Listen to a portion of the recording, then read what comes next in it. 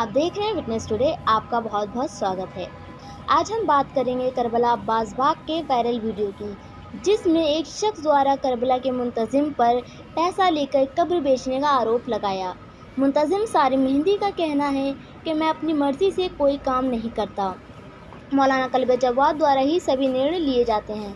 उन्होंने बताया कि मौलाना कल्बे जवाद शिया वक्फ बोर्ड द्वारा प्रशासक नियुक्त होते ही एक नोटिस करबला अब्बास बाग एवं जुमे की नमाज में ऐलान करा दिया था कि जिसकी हयाती कब्रें हैं वो कब्र की रसीद करबला के मुंतजिम कारी को दिखा दे या मुझे ला कर के दे दे और कब्र की निशानदेही कर दे। हालांकि आरोप लगाने वाले जिया अब्बास के विरुद्ध मौलाना कल्बे जवाद द्वारा 26 मार्च 2023 को एक तहरीर थाना ठाकुरगंज में करबला के पीछे गेट से घुसकर 8 जगह हयाती कब्र की तख्ती लगाकर मुंतजिम को डराया धमकाया कि अगर तख्तियां हटी तो इसी कब्र में काट कर दफन कर देंगे। मुंतजिम सारी मेहंदी का कहना है उक्त वायरल वीडियो सिर्फ मुझे बदनाम करने की गरज से बनाया गया, जिसका हकीकत से कोई वास्ता नहीं। सारी मेहंदी ने बताया कि करबला की तामीर नौ लोगों को हजम नहीं हो रही, इसलिए मुझे बदनाम करने के लिए ये षड्यंत्र रचा गया है। आइए देखते हैं क्या कुछ कहा सारी मेहंदी ने। सारिम भाई, कल एक वीडियो वायरल हुआ है, जिया अब्बास द्वारा आरोप लगाया गया है कि उसकी हयाती कब्रें 55,000 रुपये में आपने बेच दी हैं। इसके बारे में आपका क्या कहना है या इसमें क्या हकीकत है, मैं आपसे ही जानना चाहता हूँ। बिस्मिल्लाहिर्रहमानिर्रहीम। देखिए, जिस आदमी ने आरोप लगाया है जिया अब्बास नाम के आदमी ने, वो सरासर झूठ है, गलत है, उसमें ज़रा सी भी सच्चाई नहीं है। उसकी हकीकत मैं आपको ये बताऊं कि मौलाना कल्बे जवाद साहब अप्रैल 2022 में एडमिनिस्ट्रेटर की हैसियत से जिस वक्त वहाँ पर आए तो उन्होंने एक नोटिस वहाँ पर लगाया कि इसमें हयाती कब्र जिन लोगों की भी है वो अपनी रसीद और पत्थर की निशानदेही करके यहाँ पर इंतज़ामिया को दे दें ताकि वो उनकी कब्र महफूज रखी जा सके। और वो नोटिस उन्होंने लिखा कि मतलब 15-20 दिन में आपको इसको जमा कर दीजिएगा ताकि हम उसकी देखभाल कर सकें।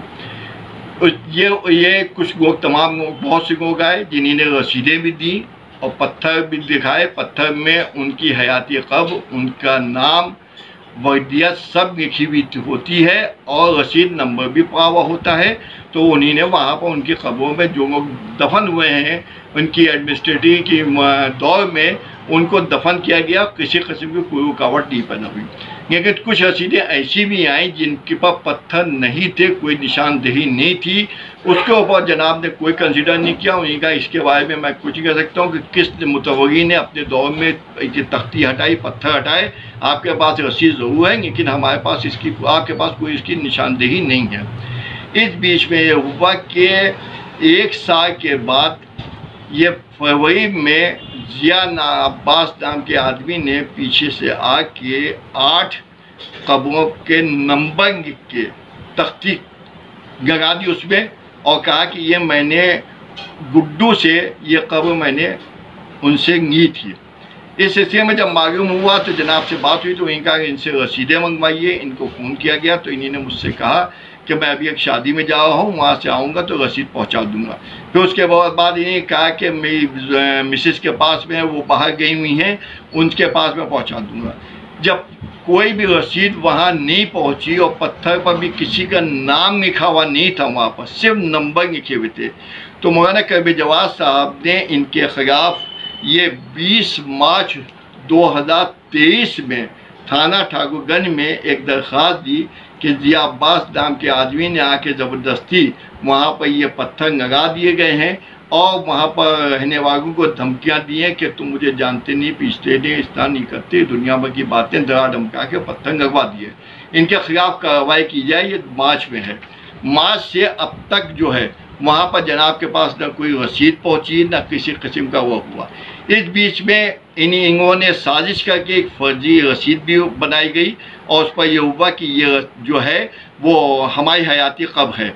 उस पर मौलाना कल्बे जवाद साहब ने उस रसीद को कैंसिल मानते हुए ये कहा कि ये रसीद भी कैंसिल है, इस रसीद को हम नहीं मानते हैं और जो भी काम करबे जवाद साहब की मर्जी के बगैर अब्बास बाग करबला में होते ही नहीं है।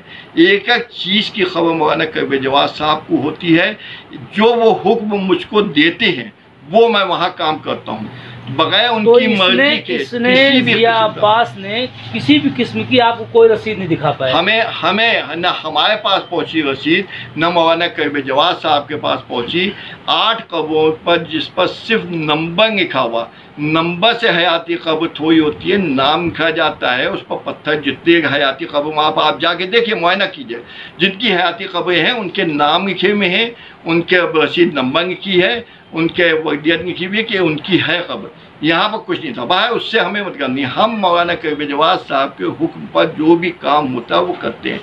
ये भी कहना गलत है कि मैं उनको पता नहीं है, उनको एक एक चीज़ की खबर है मौलाना करबे जवाद साहब। तो आज जो औहदा जो भी तामीर हुआ है वो वहाँ की हयाती कब्र के ही पैसे से हुआ है। वहाँ पर आज जो काम वहाँ पर हुआ 150 साल से नहीं हुआ, लाखों रुपया की तामीर। वहाँ पर शीशे का एक काम, दरवाजे लगना, टाइल्स लगना और उसमें शीशे लगना और एलिवेशन में इजाफा करना, सारे काम जितने हुए हैं वो लाखों रुपए के वहाँ की नजराने ही से हुए हैं। एक सवाल और है सालिम मेहंदी साहब आपसे, और बहुत अहम सवाल है। इसने इसके अलावा एक और आरोप लगाया है कि आपने ज़बरदस्ती लोगों को डरा करके, धमका करके 15-15, 20-20 लाख रुपए दे करके मकान खाली कराए हैं। इसके बारे में आपका क्या कहना है? देखिए, ये जब यहाँ पर ज़मीनों की क़िय्यत पड़ी और मोमिनीन को दुश्वारी पैदा होने लगी और यहाँ पर जगह नहीं हुई, तो मौलाना करबे जवाद साहब ने कहा कि आप उन लोगों से बात कीजिए जो मकान बंद पड़े हैं, जो मकान खाली पड़े हैं, जो मकान इंक्रोचमेंट करके आगे बढ़ा दिए गए पुरानी सहंचियों में रहने वालों को। ये जो था हमेशा सहंचियाँ दी गई थी, लेकिन लोगों ने 200 फुट 250 फुट आगे बढ़ा के बना लिया। तो उसको उन्होंने कहा कि आप लोगों से बात करके उनको पैसा दे के, उजरत दे के उनसे ले लीजिए और इसमें हयाती कब्र बना दी जाए ताकि मोमिनीन की तदफीन भी हो जाए और औहदा तामीर भी हो जाए। ये उनकी प्लानिंग थी। मौलाना करबे जवाद साहब ने अपने जेब खास से पैसा दिया, वहाँ पर लोगों को ज़मीनें मुहैया कराने की अपने पास से पैसा दिया। पैसा दे के किसी ज़बरदस्ती नहीं, स्टाम्प पर लिखा हुआ मौजूद है। जिनको पैसा दिया गया उससे स्टाम्प पर लिखवाया गया है। स्टाम्प उन्हें कहा कि मुझे इतना पैसा दिया, वो किया, उसमें हयाती कब्रें बनी। और कई हिसाब से जो बंद मकान बने थे, बंद पड़े हुए थे, वो बिक रहे थे। तो उन्हीं का बिकने हम नहीं देंगे, आप पैसा लीजिए, करबला को दीजिए। वो उन पर मकान कब्रें बनी हैं। ये भी आरोप बिल्कुल सरासर गलत है, झूठ है। दूसरी चीज़, जो वहाँ पर जिस तरह के तूफान बदतमीजी हुई है, मैं और मेरा बेटा बाहर था, यहाँ पर नहीं था, वो जो है।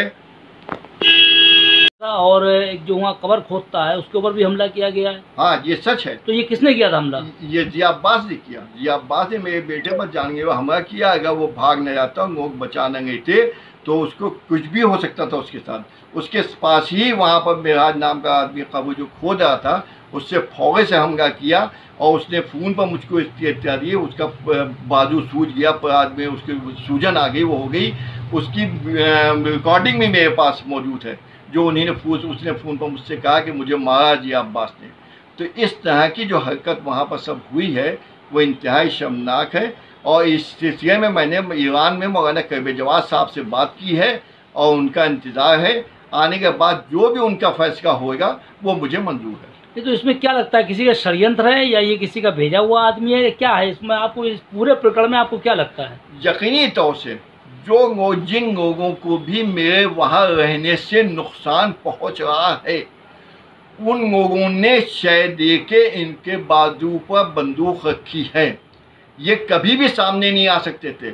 इनको सपोर्ट किया गया है इसलिए कि मैं हर आदमी के वहाँ पर रुकावट बना हुआ हूँ, कोई गलत काम मैं होने नहीं दे रहा हूँ। इसलिए अपने और पराये सब मेरे वहाँ पर मुखालिफ हैं। बहुत बहुत शुक्रिया आपका।